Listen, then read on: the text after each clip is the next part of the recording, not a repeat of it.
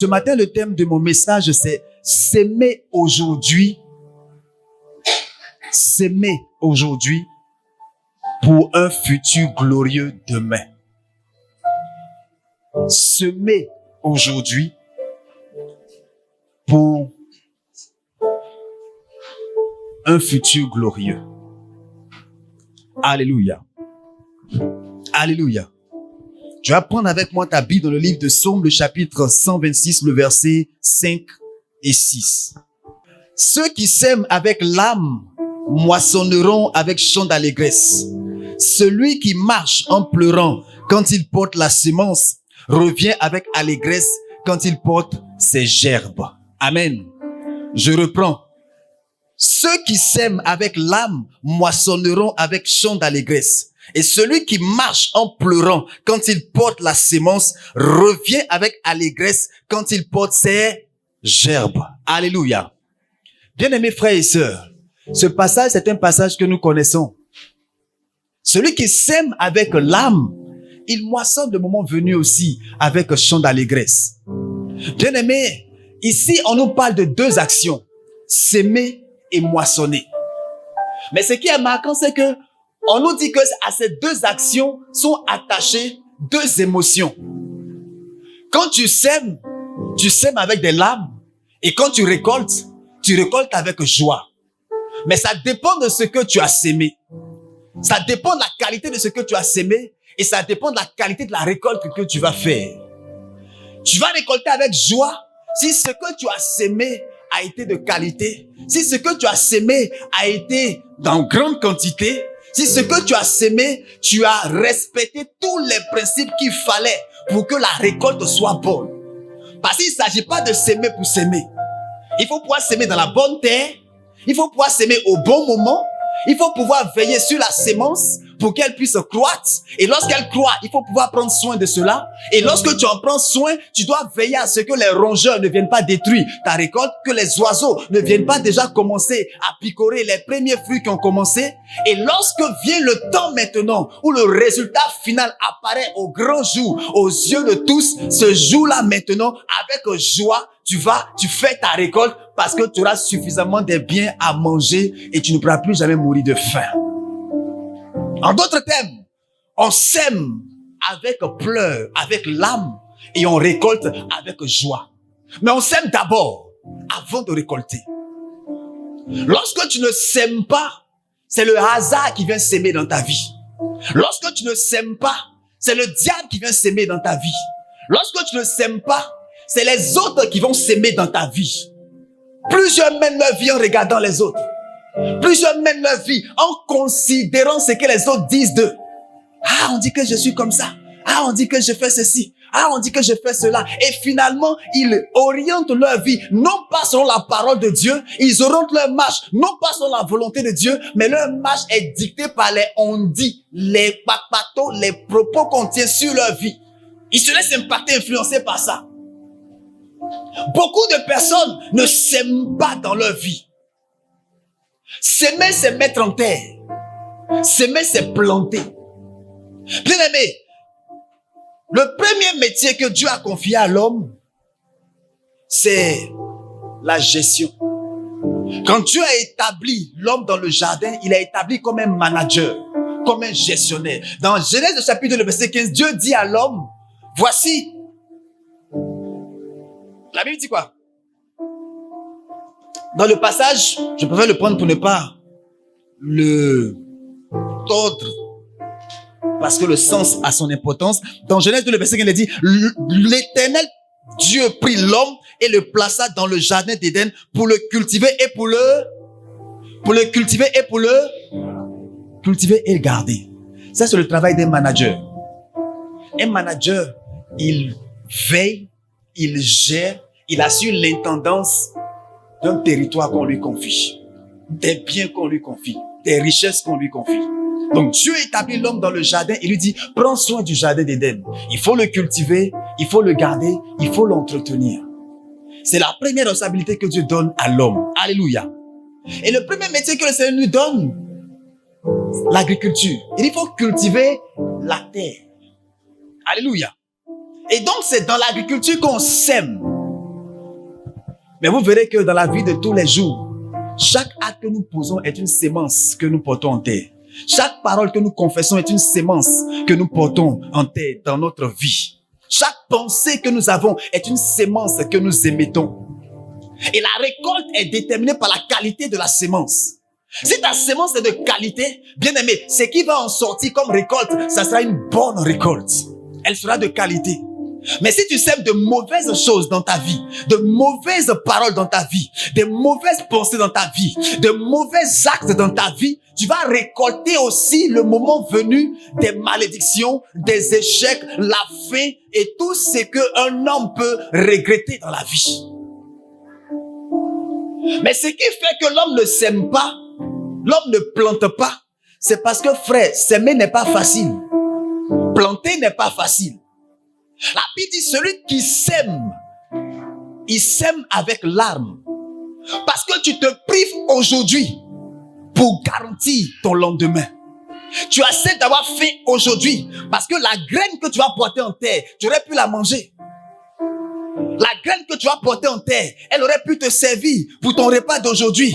Mais tu dis non, je préfère avoir faim aujourd'hui, planter cette graine-là aujourd'hui, afin que demain je n'ai pas faim. Et au moment où tu es en train de s'aimer, très souvent, tu as déjà un peu que tu peux manger pour ne pas mourir de faim, pour avoir la force même pour aller au champ.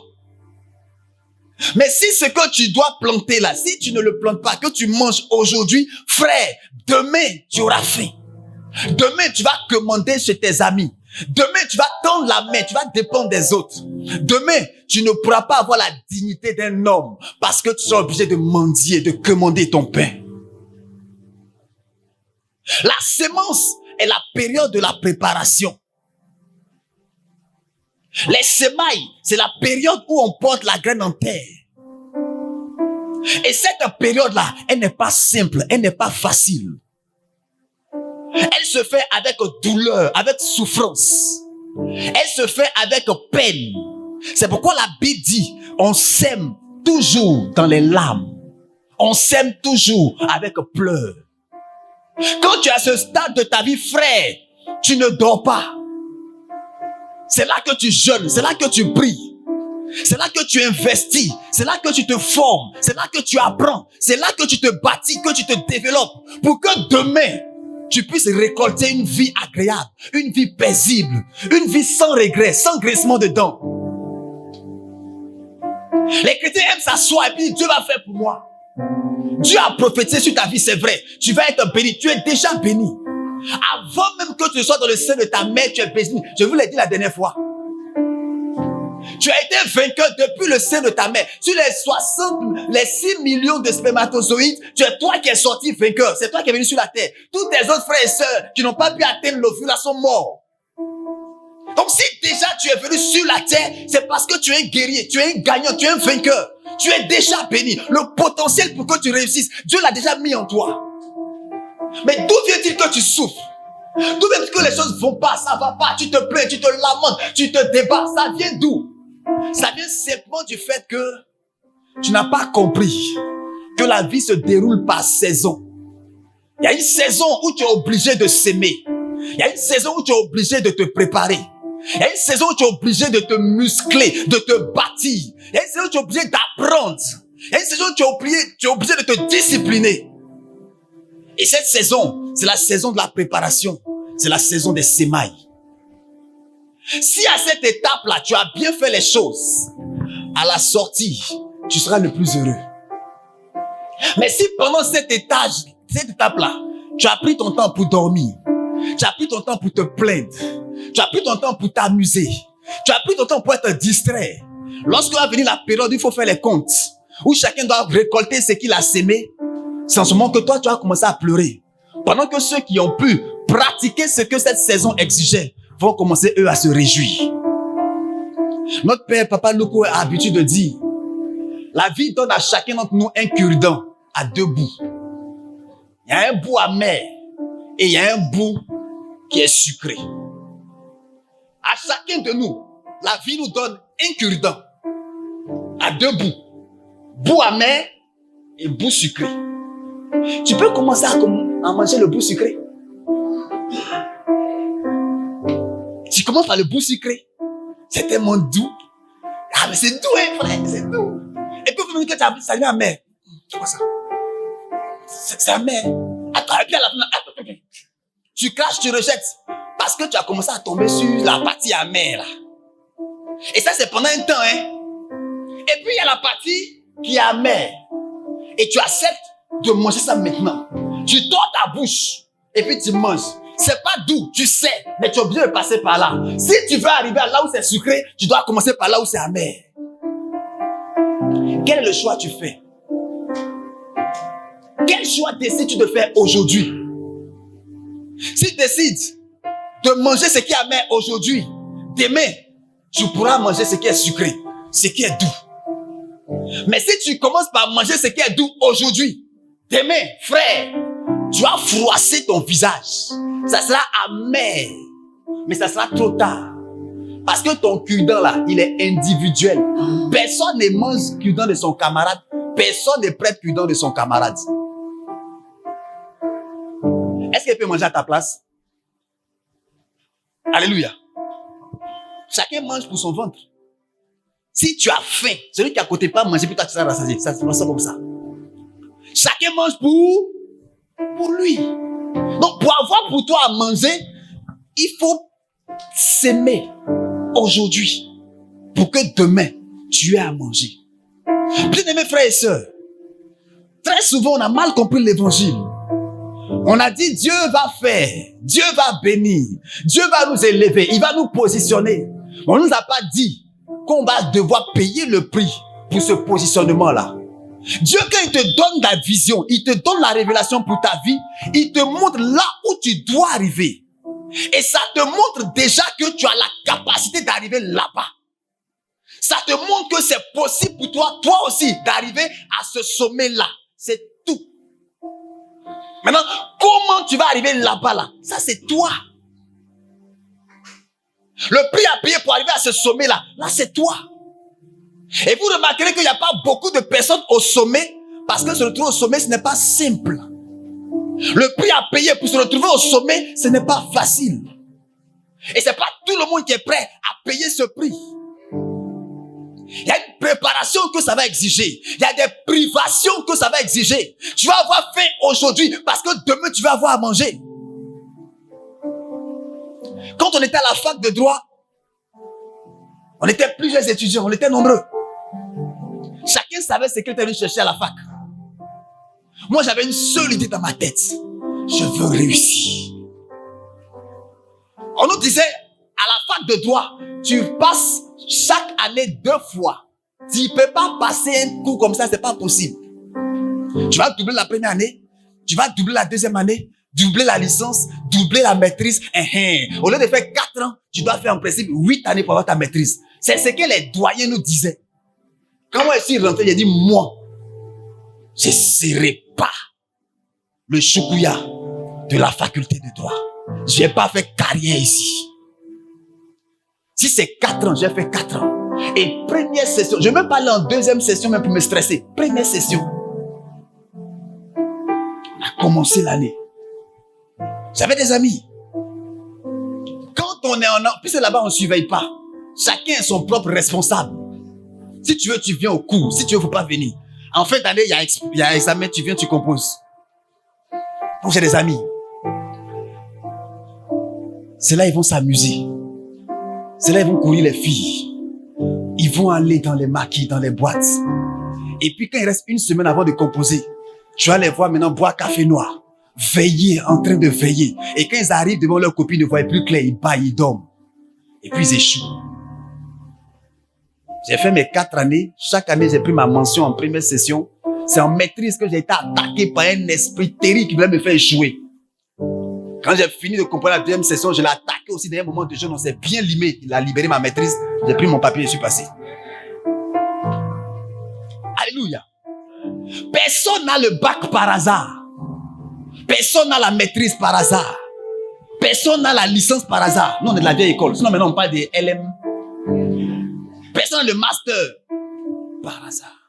Ça nécessite un prix à payer, un investissement, un engagement, une discipline. Tu vas veiller pendant que les autres dorment. Tu es en train d'étudier. Pendant que les autres sont en train de s'amuser en boîte et tout ça, toi, tu es sur ton papier. Pourquoi? Parce que tu ne veux pas avoir faim demain. J'ai un ami qui est venu me voir une fois au cabinet, il m'a dit, vraiment, je t'admire, je t'apprécie. Tu es vraiment un modèle, tu es vraiment un exemple. À la fac, on te voyait déterminé, engagé. Tu étais focus sur ton papier. Nous, on avait 3, 4, 5, 6 go.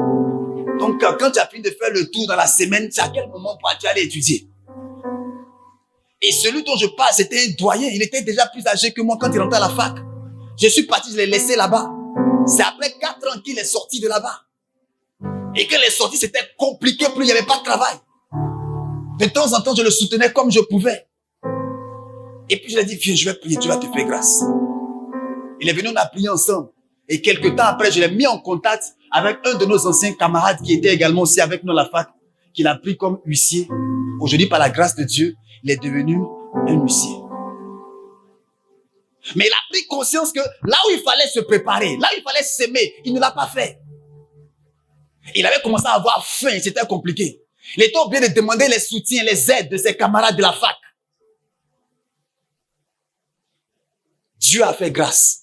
Aujourd'hui, il travaille.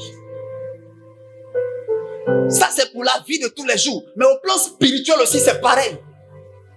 Il faut s'aimer dans ta vie spirituelle aujourd'hui pour que tu sois un chrétien solide demain, pour récolter les richesses spirituelles que Dieu destine à ceux-là qui le craignent et qui l'aiment. La vie chrétienne n'est pas simple. Celui qui vous a dit que la vie chrétienne était simple, il vous a menti.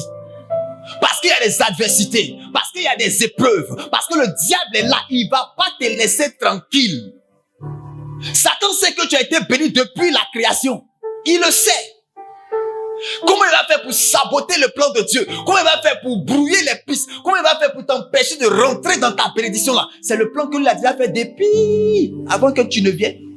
Quand il a appris que tu venais sur la terre, il t'a dévancé. Et quand tu es né, il a mis tout en œuvre pour manger ta destinée, pour t'empêcher même d'exister. Pendant que ta maman accouchait, il était présent pour qu'on dise l'enfant est mort-né. Dieu t'a fait grâce.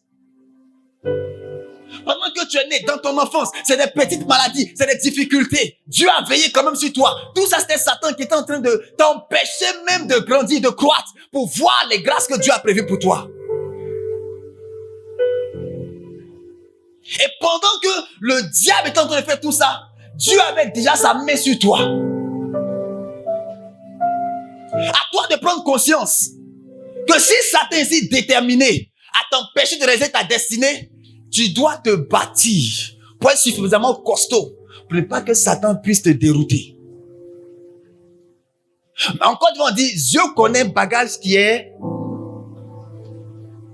Faut bâtir ta foi.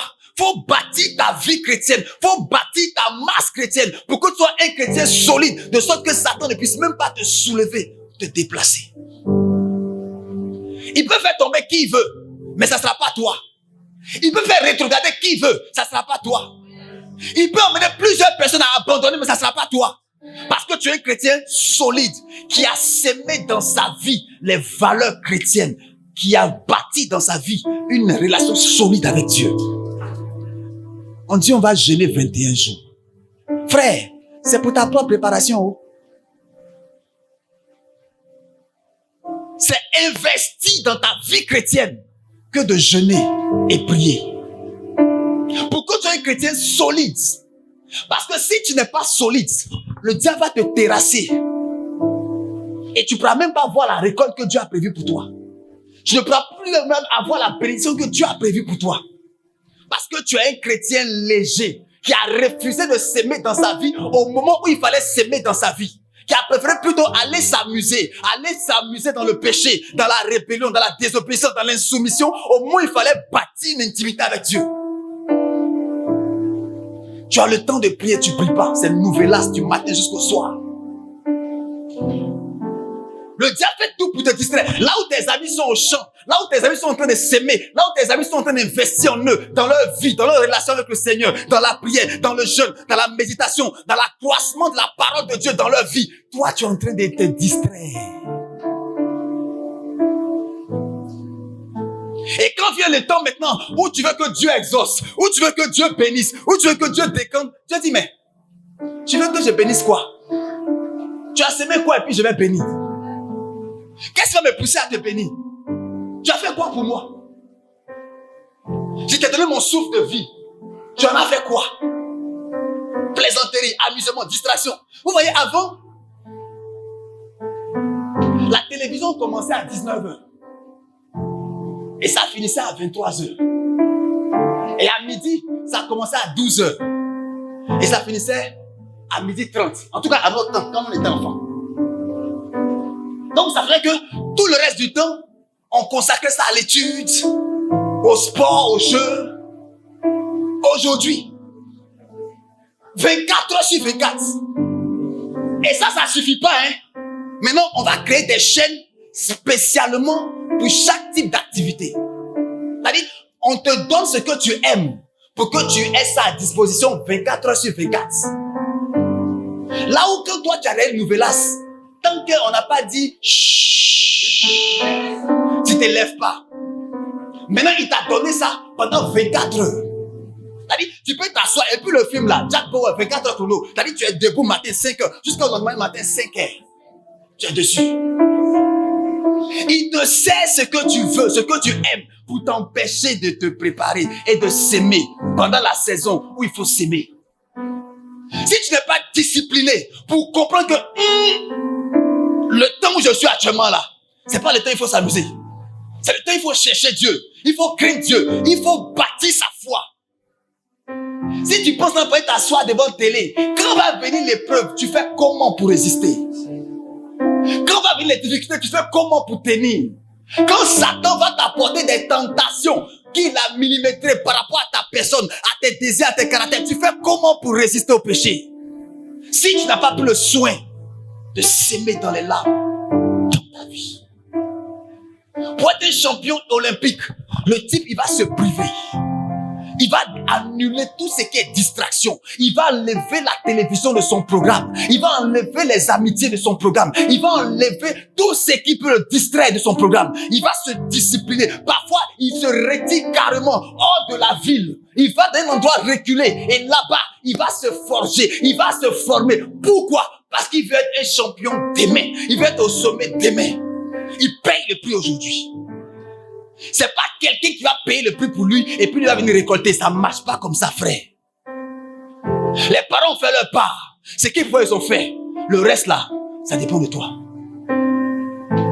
On nous met tous dans le poulailler. On est des poulets.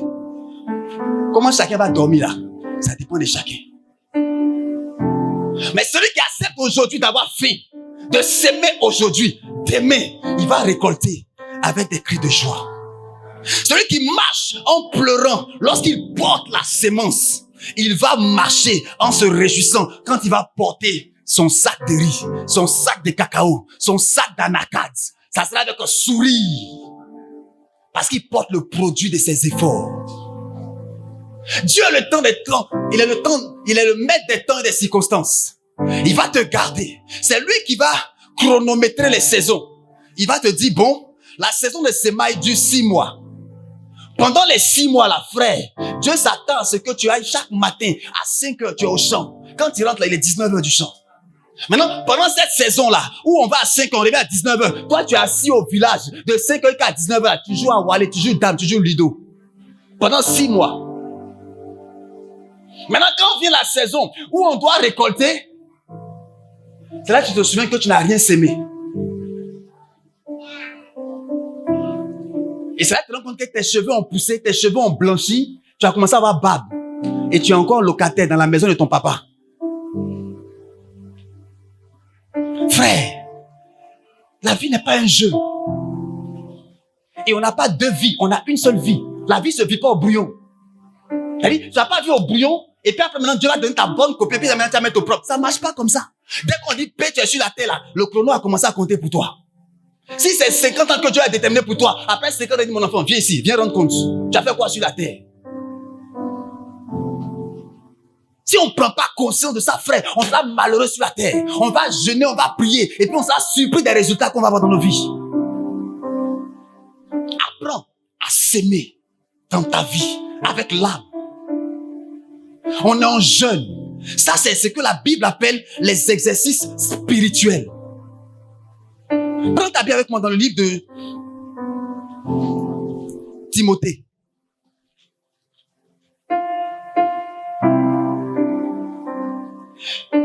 Pour avoir une bonne croissance, pour avoir une bonne préparation, tu vas être emmené à avoir une bonne qualité de sémence. Parce que c'est la sémence que tu vas mettre en terre qui va te produire la bonne récolte que tu auras demain. Maintenant, quand tu as la sémence, il y a l'effort que toi-même tu dois faire, que tu dois produire pour mettre la sémence en terre.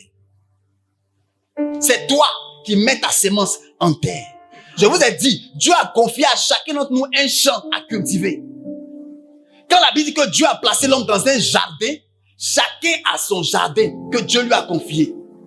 Le premier jardin que Dieu t'a confié, c'est ta vie à toi. C'est à toi de cultiver ta vie.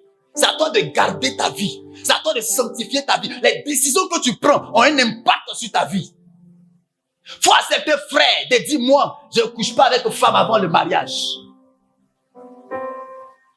Pendant que tes camarades te traitent de pédé, ou ils te traitent de mourant, ou ils te traitent de faiblard, faut dire, c'est pas grave. Je suis en train de s'aimer aujourd'hui. Je me prive aujourd'hui. Je m'abstiens aujourd'hui pour avoir un foyer béni demain, quand je serai marié.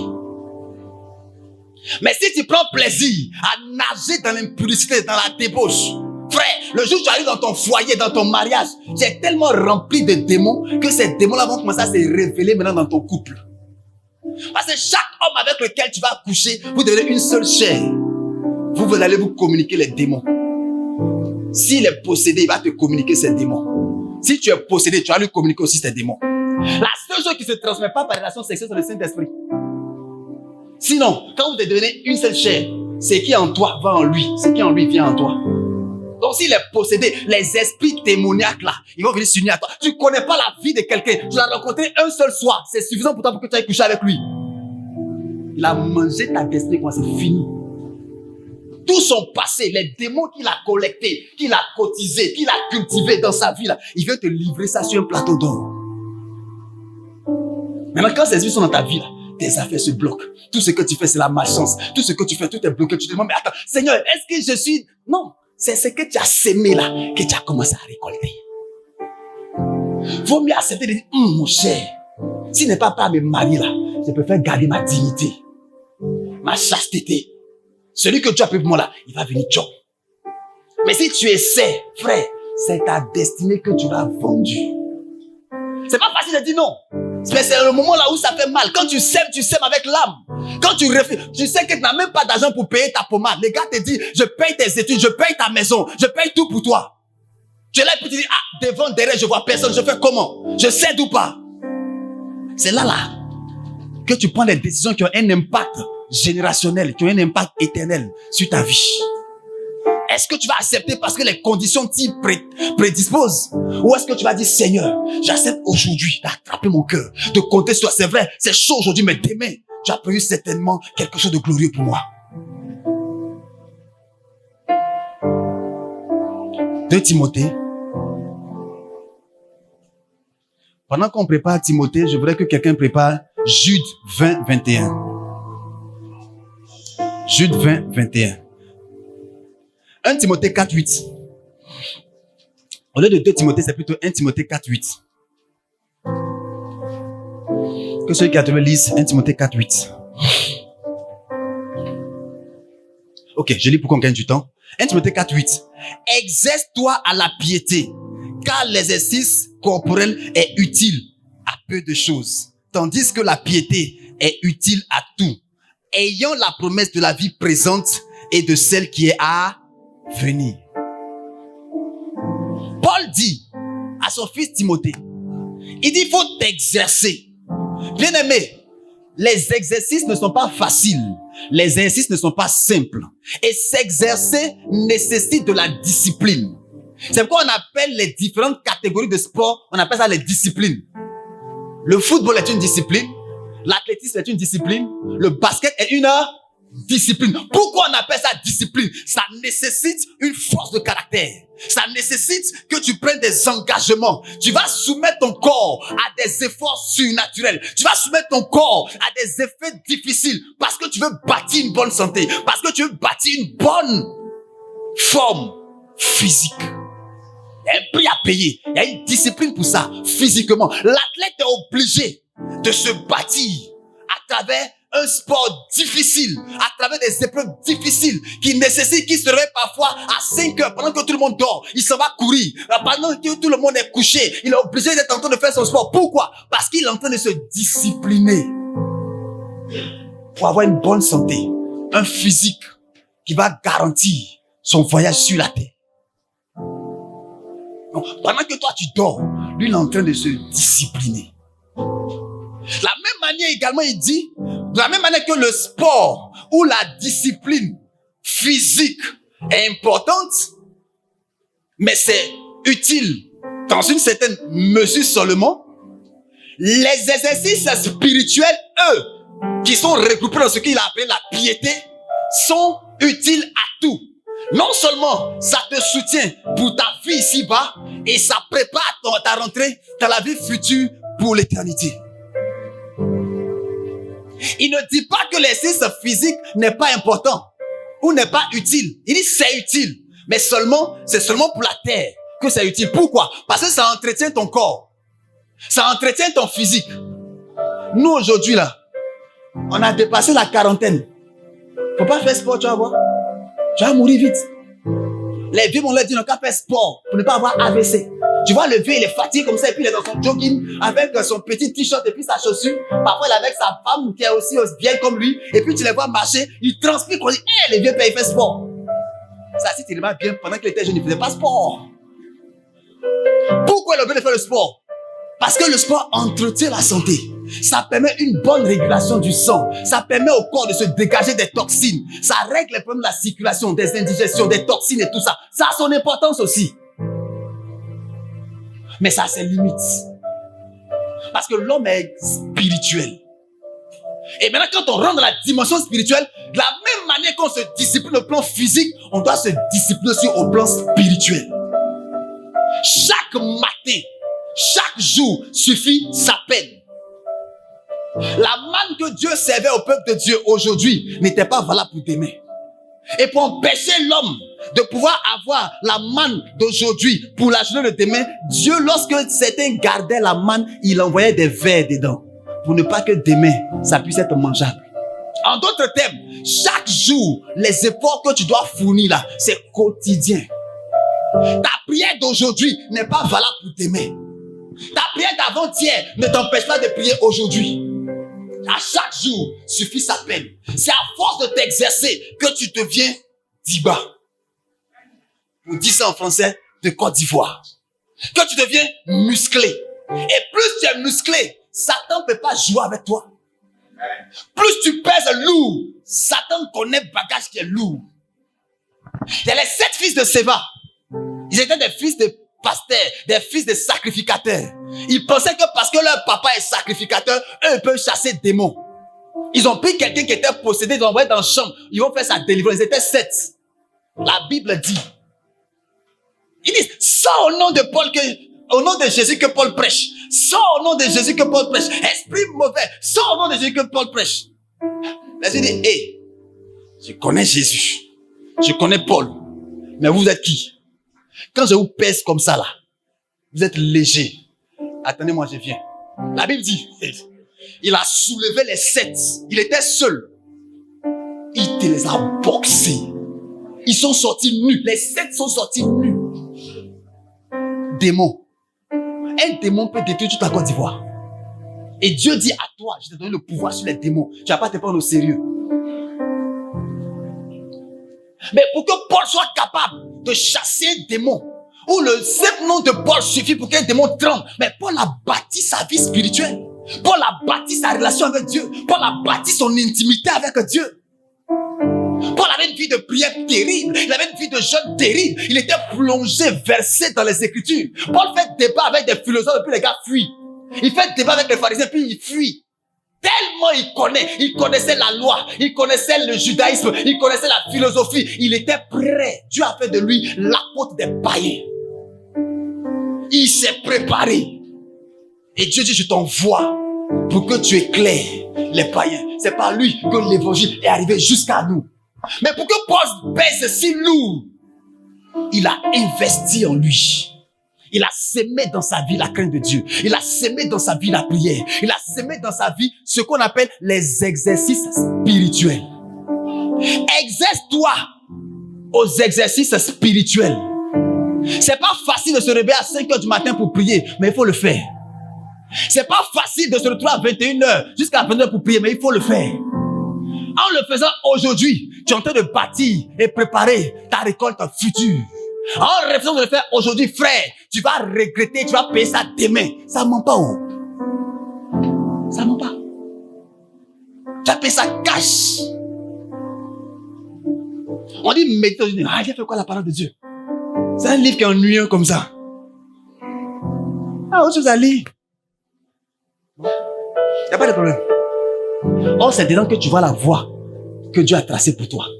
Et comme tu ne connais pas la voie que Dieu a tracée pour toi, tu prends une voie opposée qui te conduit tout droit dans la forêt où sont tapis tous les serpents.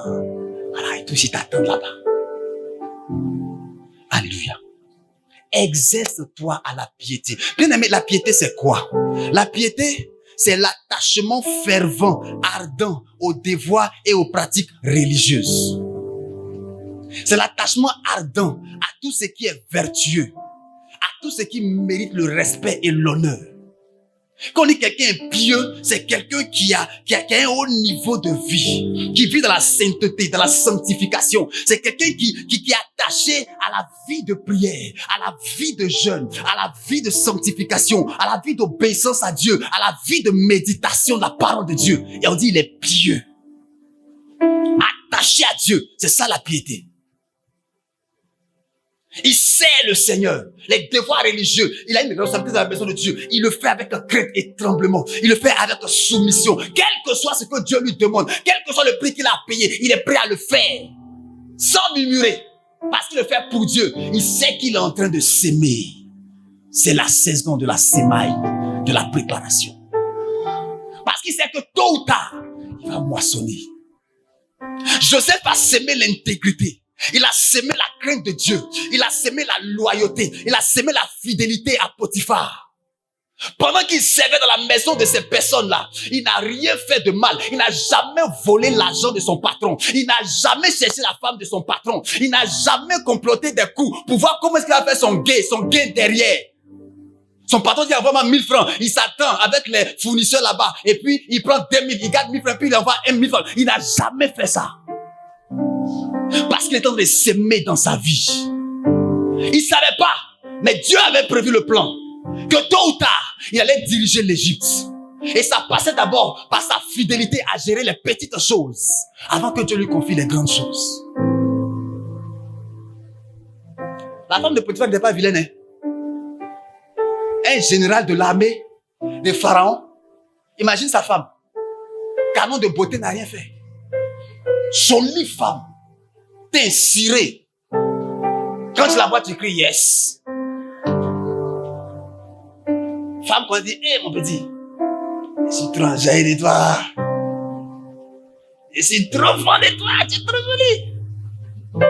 Je lui dis, rien de moi, madame. Faut pas manger ma destinée. Attends, ils sont en train de s'aimer. Je s'aime avec l'âme. Tu es jolie, c'est vrai, mais tu n'es pas pour moi. Tu es pour mon patron. Loyauté, fidélité, intégrité. Malgré ça, on l'a mis en prison. Il n'avait pas tort. On l'a foutu en prison. Mais il n'a pas dit, comme j'ai bien fait, puis on a gâté mon nom. Maintenant, j'ai gâté même, et puis on a bien me mettre en prison. C'est ce qu'on fait, non? Tu fais, puis on mange sur toi. Dis bon, comme j'ai bien fait, puis on m'a gâté. Bon, attends, il fait mal en même temps. Frère, c'est au péril de ton futur glorieux que tu es en train de céder à la pression, à la tentation du diable. Fais ce qui est bien. La Bible dit, persévérez à faire le bien. Vous récolterez au temps convenable. Certains récoltent vite, d'autres récoltent tard. Peu importe la saison. Mais toi, le jour où ta récolte va arriver. On n'a même pas besoin d'être jaloux. On n'a même pas besoin d'envier le bonheur de quelqu'un. Parce que pour chacun, Dieu a prévu son bonheur.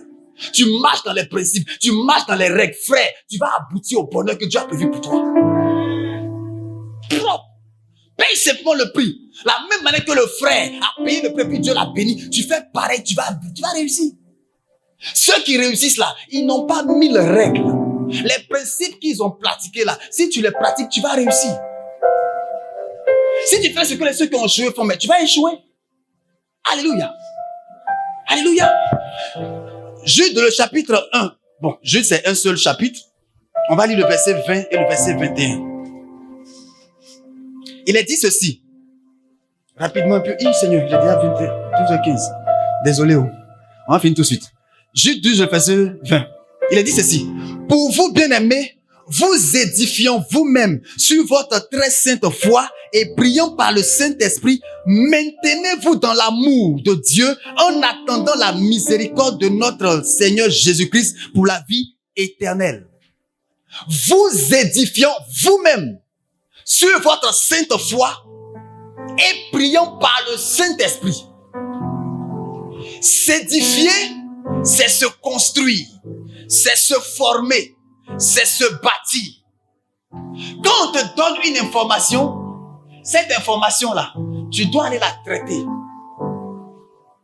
Tu dois aller la méditer pour qu'elle prenne forme.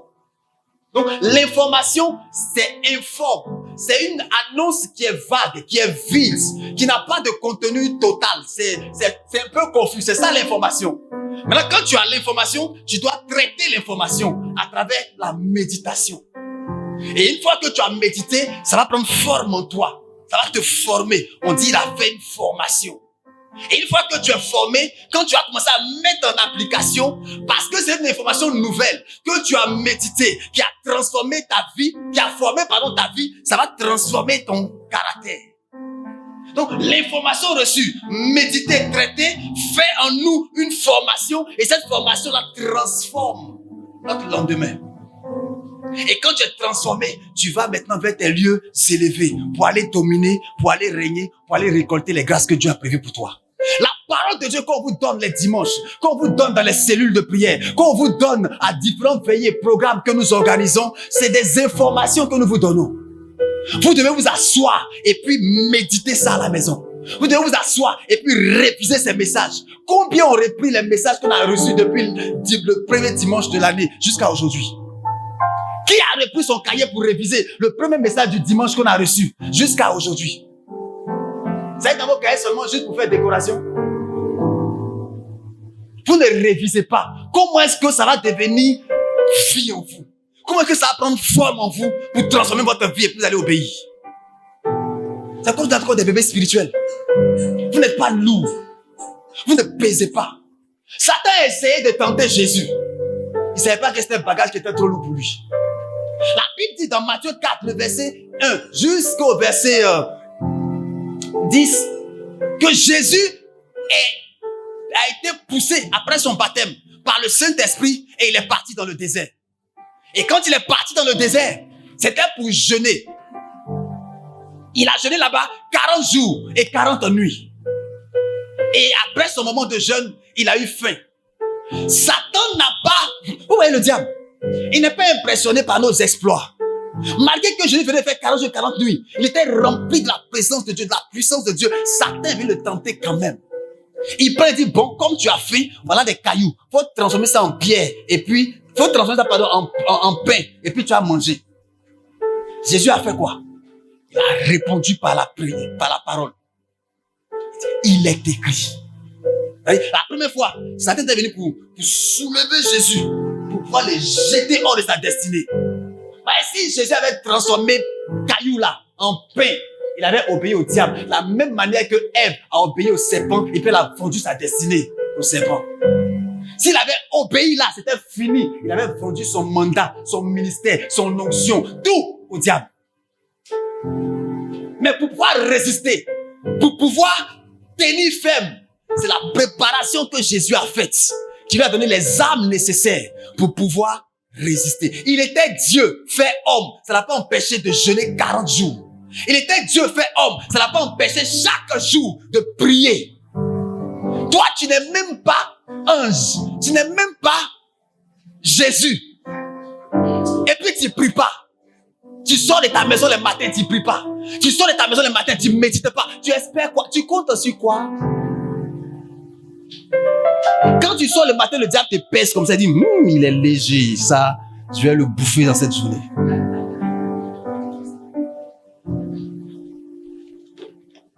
Jésus était Dieu, fait homme, mais il priait.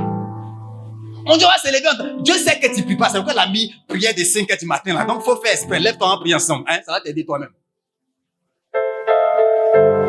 5 heures à 6 heures. Et puis, c'est le moment de développer cette discipline. Quand on a fini les 21 jours là, il faut rester dans cette constance-là. Frère, ça va te rendre musclé. Quand je vois des anciens comme mon bien-aimé Adombi, je suis tellement dans la joie. Il a accepté le Seigneur quand il était petit. Jusqu'à aujourd'hui, il est resté chrétien solide. Ce qui a fait sa force, c'est méditer Bible. Nous, on cherche onction, on cherche tout ce qu'on veut, mais tout ce qui fait la base du disciple-là, tout ce qui fait la base de ce qui permet de tenir dans les bons et dans les mauvais jours-là, on n'a pas ça. Tu peux parler en langue, mais le diable n'est pas impressionné par ton parler en langue. Tu peux prophétiser, donner des paroles de connaissance, mais le diable s'en fout de ça. Ce qui va te permettre de résister à la tentation, c'est la parole de Dieu que tu connais. C'est la parole que Jésus a confessée et puis ça l'a sauvé. Il dit, il était écrit. Maintenant, tu ne connais pas la Bible, tu ne connais pas la parole de Dieu. On dit, va enseigner, on va t'enseigner la parole de Dieu. Tu ne vas pas en cellule de prière. On dit, bon, viens en méditer, tu ne veux pas méditer. On dit, viens en prier, tu ne veux pas prier. Mais c'est à quel moment là, tu vas payer le prix pour te bâtir, pour t'édifier et accroître ta foi. Il dit, édifiez-vous vous-même.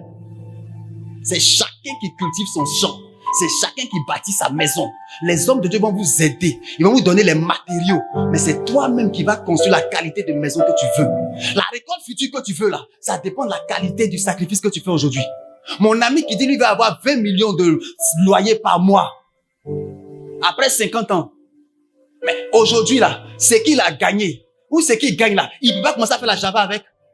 Il peut le faire. Mais s'il commence maintenant, peut-être que ça va lui garantir 5 millions de loyers. Et non pas encore 20. Or, avec 5 millions, la vie devient chère demain. Ça l'arrange pas. Donc, il va encore continuer à payer le prix aujourd'hui. Se priver aujourd'hui. Avec sa femme, ses enfants. Ils vont s'empêcher certains plaisirs, certains luxes. Parce que ils sont en train de bâtir. Ils sont en train de s'aimer. Parce que demain, il va avoir une récolte qui va lui valoir 20 millions de loyers par mois pour vivre tranquille avec sa famille. Mais il paye le prix d'abord. Il n'a pas volé. On aime ça, nous les chrétiens. Oh, les païens là. La Bible dit que les païens vont amasser et puis Dieu va donner ça à ses enfants qui dorment. D'accord? Faut dormir. Pour toi, viens. C'est ça, tu es là et puis on te dit désormais, la loi dit, et maintenant on dit, bon, tous les chrétiens, on ferme les églises. On a dit quoi? On fait quoi? Parce que là où on décide, il n'y a pas de chrétiens là-bas. Ils ne craignent pas Dieu là-bas. Là, il fallait payer le prix pour que les chrétiens rentrent dans la politique, pour demain être des députés, pour prendre les lois. On dit non, c'est le péché. Fuyez la politique. Les chrétiens ne font pas politique. Maintenant, aujourd'hui, on a tous les problèmes. Voilà la femme qui a voté loi, qui dit on peut coucher avec chat, avec chien, avec cocotti.